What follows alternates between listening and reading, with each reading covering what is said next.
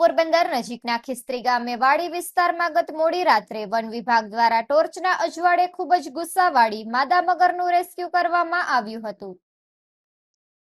પોરબંદરના ખિસ્ત્રી ગામના વાડી વિસ્તારમાં રાયસી અરબમ ખિસ્તરિયાના રહેણાંક પાસેના ખેતરમાં ગત રાત્રે આશરે 5 ફૂટ લાંબી અને 11 વર્ષની ઉંમર ધરાવતી અગ્રેસિવ ફિમેલ મગર આવી ચડતા સ્થાનિકોમાં ભયની લાગણી જોવા મળી હતી। આથી વન વિભાગને જાણ કરતા ફોરેસ્ટર SR વકાતર, વનરક્ષક NA કારાવદરા અને ફોરેસ્ટ સ્ટાફના પંકજભાઈ, સુરેશભાઈ, રાજુભાઈ, મયુરભાઈ, જયદીપભાઈ સહિતનો સ્ટાફ તુરંત સ્થળ પર દોડી ગયો હતો અને અંધારું હોવાથી ટોર્ચના અજવાળે ભારે જહેમત બાદ મગરનું સલામત રીતે રેસ્ક્યુ કરવામાં આવ્યું હતું।